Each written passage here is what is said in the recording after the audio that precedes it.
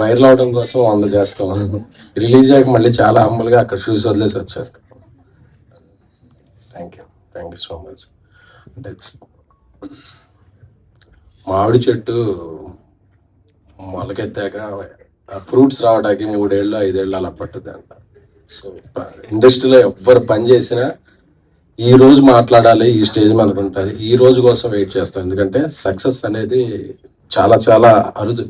ఇండస్ట్రీలో 10-20% సక్సెస్ ఉంటుంది. సో తీసిన ప్రతి సినిమా విజయం సాధించాలనేది ప్రతి ఆర్టిస్ట్కి, ప్రతి ప్రొడ్యూసర్కి, ప్రతి టెక్నీషియన్కి ఉంటుంది. కానీ అదొక వరం. అది అచీవ్ చేయడానికి మనలో ఎంత స్ట్రగుల్ అవుతామో, ఎంత ఎమోషన్ అవుతామో, ఎంత పెయిన్ తీసుకుంటాం. ఎందుకంటే ఏ ఒక్క ఇటుక ఇదవ్వకూడదు, అన్ని ఇటుకలు కలిస్తేనే ఒక ఇల్లు ఎలా అవుద్దో.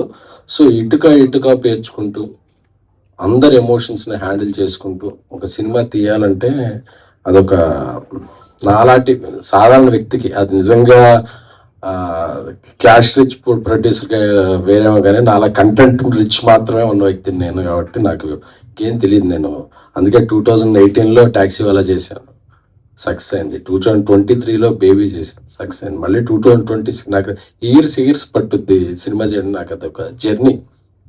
So today is very emotional day. ఈ జర్నీ మొదలైంది సాయి రాజేష్ గారితో. ఎందుకంటే బేబీ రిలీజ్ ముందే మేమిద్దరం కలిపి మాదొక లవ్ అండ్ హేట్ రిలేషన్షిప్. ఎప్పుడు ఆయన ఒక భిన్న ధృవాలం. మేము, ఆయన ఒకవైపు ఉంటారు, నేను ఒక ఉంటారు. నాలో ఆయనకి చాలా నచ్చు, ఆయనలో నాకు కొన్ని నచ్చు. బట్ మా ఇద్దరికి ఉండేది మాత్రం సినిమా అంటే మాత్రం ఒకటైపోతాం. పిచ్చి మాకు సినిమా అంటే. ఆ సినిమా కోసం ఎంత డబ్బు అవని, ఎంత స్ట్రెస్ అవని, ఎంత ఏదో అని, జీవితంలో ఏది పణం పెట్టాలనుకున్నా ఈ సినిమా మనం ఒక మంచి సినిమా తీస్తామంటే అది నేను ఇల్లు అమ్మేసుకుంటానా, ఏమైనా తెలియదు. అసలు ప్రాణానికి పెట్టైనా సరే అంటారు. మా ఇద్దరికి సినిమా అంటే మాత్రం అంత పిచ్చి. ఆ పిచ్చి మా ఇద్దరిని కలిపి ఉంచుద్ది. ఆయన చెప్పిన కథ డిస్కస్ చేయగానే నాకు ఒక 20 minutes చెప్పారు ఆ రోజు, ఈ నెక్స్ట్ ఇది చేద్దామా అని. ఎందుకంటే ఆయన ఏ కథ అయినా చెప్పినట్టు అదిరిపోయింది ఈ సినిమా.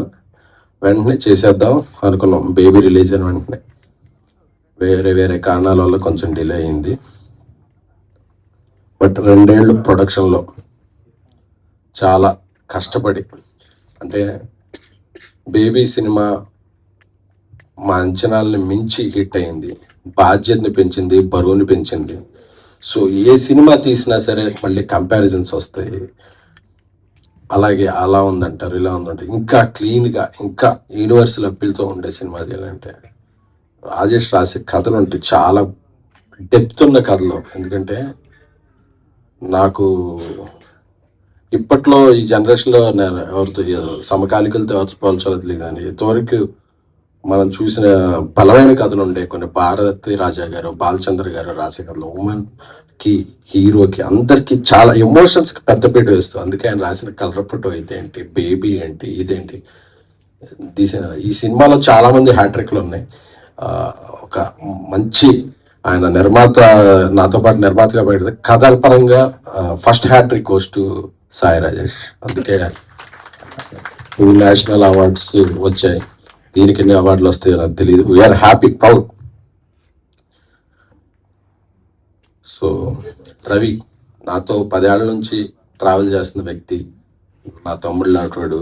తమ్ముడే ఒక రకంగా నా సినిమాలు. ఎందుకంటే నా సినిమా గురించి నేను ఏ సినిమా తీసినా నాకన్నా ఎక్కువ వరీ అవుతుంటాడు. అన్న బాగుండాలి, అన్నకి సినిమా డబ్బులు వస్తాయా రావా అని చెప్పి. తను ఆ సినిమాలో రైటింగ్ హెల్ప్ కావాలంటే రైటింగ్, డైరెక్షన్ డిపార్ట్మెంట్, ఒక్కోసారి మేనేజర్గా కూడా తను వెళ్ళిపోతాడు. అంటే ఎక్కడెక్కడన్నా డబ్బులు మిగులుతాయి అన్న అంత వ్యక్తి.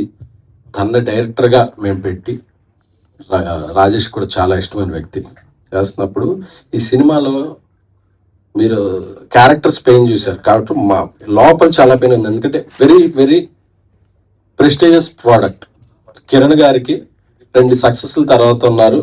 చెప్పగానే ఈ సినిమా మనం చేసేస్తున్నాం అని నమ్మి, ఏం ఆలోచించలేదు, నమ్మి ఎన్ని రోజులు కావాలంటే రోజులు చేద్దాం, ఎలా కావాలంటే. అంటే అందరి నమ్మకానికి ఇది ఇది ఇంత నమ్మకం ఉన్నప్పుడు స్టేక్ మీద, బ్రెయిన్ మీద స్టేక్ ఉండేది, ఇది పాకెట్ మీద స్టేక్ కాదు, బ్రెయిన్ మీద స్టేక్ ఉంది. సో అందుకే అంత ఎమోషనల్ అవుతున్నావు, ఎందుకంటే కొట్టాం, మళ్ళీ కొట్టాం, గర్వంగా చెప్తున్నాం. ఎందుకంటే ఇది ఏదో యాటిట్యూడ్తో చెప్తుంది కదా, అంటే కష్టపడ్డ ఇది మనం ఒక 2 hours 3 hours వండితే ఆ వంట బాగా నచ్చితే తృప్తిగా ఎలా తింటాం, ఈరోజు తృప్తి. అమ్మయ్యా, మనందరికీ నమ్మిన వాళ్ళందరికీ ఈ రోజు అందరికీ సక్సెస్ అనేది చాలా చాలా ఇంపార్టెంట్. సో సీడీ నుంచి మా ఎతి ఫోన్ చేసి, అన్న పొద్దున్న నుంచే రాత్రి నుంచి స్క్రీన్లు పెంచాం, ఎక్స్ట్రా షో వేస్తున్నాం అని చెప్పినప్పుడు మనల్ని నమ్మి డబ్బులు కట్టిన బయ్యర్ మైత్రి శశి గారు ఫోన్ చేసి, నైజాం రాత్రి అంతా కలెక్ట్ చేసింది, కిరణ్ గారి సినిమాలు అన్నిట్లో హైయెస్ట్ కలెక్షన్ చేసింది అని చెప్తే, first day 1 I'm proud to announce 12 crores, 12.3 crores. అంటే మా బేబీ ఓపెనింగ్ కన్నా కూడా 30-40% ఎక్కువ ఓపెనింగ్ వచ్చింది. అలాగే మా బ్రదర్ కిరణ్, ఆయన K ramp day 1 K ramp రెండు కలిపితే ఎంతో దాన్ని మించి ఇది చేసిందంటే is biggest hat-trick for Kiran అర్బన్. అంటే ఆయన నటుడిగా ఎలివేట్ అయ్యారు, బాక్స్ ఆఫీస్ ఒక బ్యాంకబుల్ స్టార్ గా ఎలివేట్ అయ్యారు. అందుకే ఆయన original star. This is your original bigger success in your career. అంటే నాకు, ఎందుకంటే నేను హీరోయిన్ అభిమానించే వ్యక్తిని, అది ఏ హీరో అయినా సరే. నేను టాక్సీ వాలా చేసిన రోజు అది day 1 break even. Very happy. Vijay Devarakonda గారితో, ఆనంద్ దేవరకొండ గారితో బేబీ చేసినప్పుడు ఆయన కెరీర్లో బిగ్గెస్ట్, కిరణ్ గారితో ఇప్పుడు చేస్తున్నప్పుడు ఈ కెరీర్లో బిగ్గెస్ట్ క్రాసర్గా నిలబోతుంది.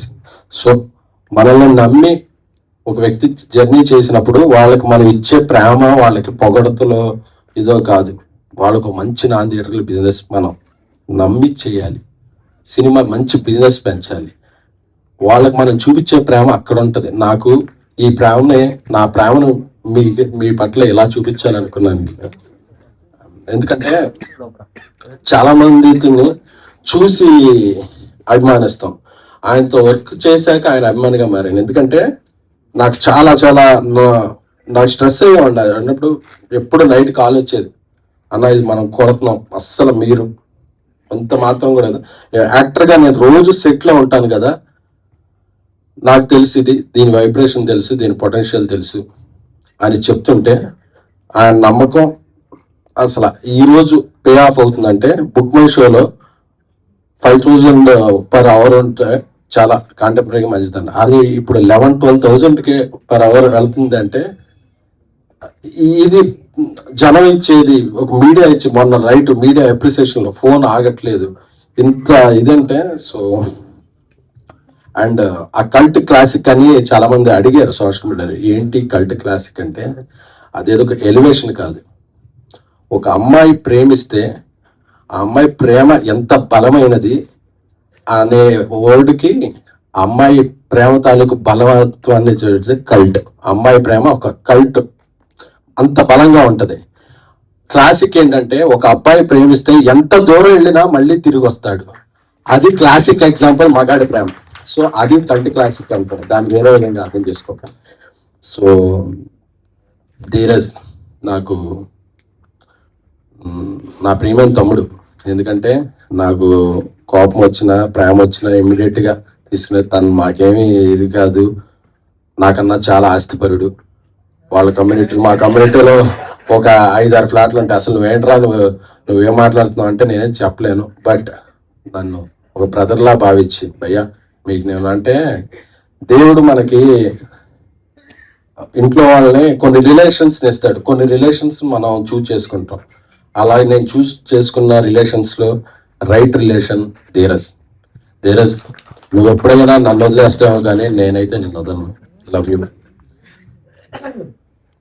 కానం శ్రీరామ్ గారు, నీ సినిమాకి డేట్ పోస్ట్ పోన్ అవుతుంది అంటే మైండ్లో 2-3 అనుకున్నప్పుడు తిరుపతిలో వెంకటేశ్వర స్వామి చెంత ఈ సినిమా జూలై 24 అని రిలీజ్ డేట్ పెట్టుకున్నాం. ఏ ఆటంకం లేకుండా జూలై 24కి వచ్చింది. స్వామివారి మనసులో, ఆయన స్వామివారి సన్నిధానంలో మాట చెప్పారు, ఈ సినిమా మీకు ఇంత కలెక్ట్ చేస్తుంది సార్. సార్ మీరు కలెక్ట్ చేసే నెంబర్ కన్నా కూడా ఆ కలెక్షన్ వస్తే ఎంతమంది ఎప్రిసియేషన్ వస్తుంది కదా, అది చాలు సార్ నాకు. ఎందుకంటే నేను డబ్బులు చాలు ఎందుకంటే నా ఫస్ట్ శాలరీ 2700, దాంతోనే హ్యాపీగా బతికేసిన వాడిని. నాకు ఏ డబ్బు వచ్చినా నేను బతికేయగలను. సో నాకు డబ్బు కాదు, నేను ఒక సినిమా తీస్తే మా ఇద్దరం పేర్లు వేసాం, సాయి రేషన్ అని, from the makers of colour photo baby అని. మా నమ్మకం నిలబడాలి అంతే. అది ఈ రోజు నిలబడిందంటే వీఆర్ వెరీ మచ్ హ్యాపీ. ఇక నా ఎగ్జిక్యూటివ్ ప్రొడ్యూసర్స్ అంటే ఈ సినిమాలో ఈ క్యారెక్టర్ ఇంత బలంగా ఉన్నాయన్నారు కదా, ఏదో రాజేష్ గారు నేను మాట్లాడి చెప్పేయడం కాదు, ఈ సినిమాలో ఒక ఎగ్జిక్యూటివ్ ప్రొడ్యూసర్ ఒక మహిళ, ఈ సినిమాలో కాస్ట్యూమ్ డిజైనర్ ఒక మహిళ, ఒక ఆర్టిస్టెంట్ ఒక మహిళ, ఇంతమంది మహిళలు ఈ సినిమాలో ఉన్నారు. కాబట్టి ఈరోజు ఇంతమంది మహిళలు నిన్న శుక్రవారం చూస్తే జనరల్గా రాస్తుంటారు అప్పుడప్పుడు కొంతమంది, ఫ్యామిలీస్ రావటం మానేసారి, ఫ్యామిలీస్ రావడం ఎవరు చెప్పారు? ఎఫర్టబుల్ ప్రైజెస్కి టికెట్ పెట్టి మంచి కంటెంట్ ఇస్తే నిన్న శుక్రవారం సాయంత్రం నుంచి ఏ షో అయినా చూడండి, ఫ్యామిలీస్ అమ్మాయిలు బ్రహ్మరథం పడుతున్నారు ఈ సినిమాకి. అంటే నువ్వు తీసేవాళ్ళు వీడు హానెస్టీ ఉందని ఒక ఇంప్రెషన్ ఉండి కంటెంట్ అపీలింగ్ గా ఉండి మంచి టికెట్ రేట్ పెడితే ఫస్ట్ టికెట్ కొని ఎంకరేజ్ చేసేది ఫ్యామిలీసే. వాళ్ళు పాప్కార్న్ రేట్లు చూసి వెనక్కి వెళ్ళిపోవట్లా, మంచి కంటెంట్ ఇస్తే ముందుకు వస్తామని చెప్తున్నారు. అది ఎందుకంటే కొంతమంది వేరే ఫోకస్ ఉంటారు, అది కాదు. మంచి కంటెంట్ ఇస్తే ఫ్యామిలీస్ మహిళలు వచ్చి ఫస్ట్, ఎందుకంటే వాళ్ళ ఇంట్లో ఉండి ఒక ఎన్విరాన్మెంట్ లో ఉంటారు కదా, ఒక మంచి సినిమా వస్తే ఒక బాయ్ ఫ్రెండ్తోనో ఒక అన్నతోనో తమ్ముడితోనో ఫ్యామిలీతోనో వెళ్ళి ఎంజాయ్ చేయాలనుకుంటారు. అలాంటి స్ట్రెస్ బస్టర్ ఇచ్చే సినిమా కావాలంటే చెన్నైలో స్టోరీ అలాంటి సినిమా మీ ఇంట్లో వాళ్ళతో వెళ్ళండి. ఎందుకంటే ఈ మధ్య సినిమాలు ఏంటంటే కొన్ని విడివిడిగా చూస్తున్నాం, మన ఫ్రెండ్స్తో వెళ్ళిపోతాం, మన ఇంట్లో వాళ్ళు కాదు, మళ్ళీ మీ ఫ్యామిలీ అందరూ కూడా వెళ్ళి ఎంజాయ్ చేసే టైం ఈ చెన్నై లవ్ స్టోరీ సినిమా. ఇక గౌరీ విషయానికి వస్తే మన తెలుగు అమ్మాయి,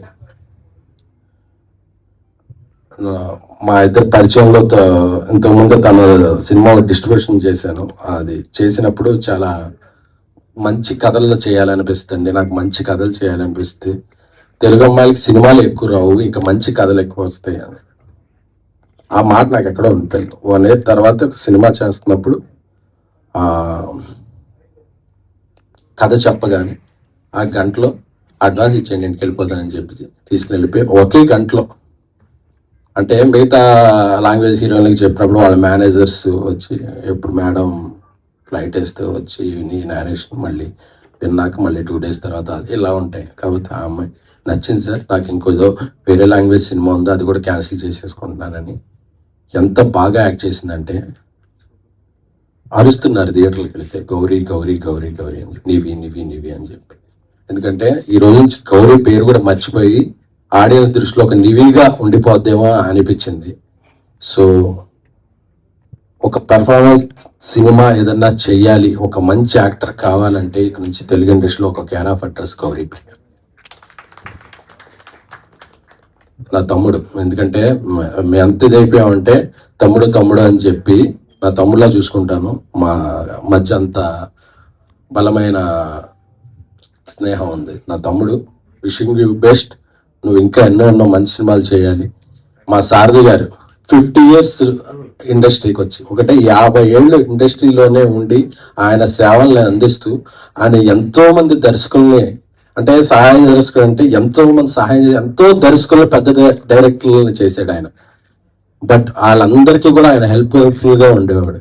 ఆయన కొన్ని సినిమాలు డైరెక్ట్ చేశాడు, అయినా సరే ఆయన కో డైరెక్టర్ అనే దీన్ని చాలా బరువుగా బాధ్యతగా మోస్తూ ఇలా ఉంటాడు. ఆయన లేకపోతే మేము ఏ సినిమా రిలీజ్ డేట్కి, ఎందుకంటే మేము ఫస్ట్ ఏదైనా రిలీజ్ డేట్ వేస్తే ఫస్ట్ ఆయన అడిగేస్తాం, సార్ కాపీ వస్తుందా, రాదండి ఆ డేట్కి ఏమన్నా అంటే మేము వెళ్ళాం, మీరు చేస్తాం మీరు చేయండి అని చెప్పండి. ఎందుకంటే మమ్మల్ని అందరినీ తిట్టగలిగిన వ్యక్తి, ఆ గౌరవం ఆ ఉన్న వ్యక్తి ఎవరున్నట్టు కమాండ్ ఉన్న వ్యక్తి సారథి గారు. సారథి గారు థ్యాంక్ యూ సో మచ్. ఈ సినిమాకి అద్భుతమైన ఫోటోగ్రఫీ అందించారు Daniel garu. Sir we're very lucky to have you.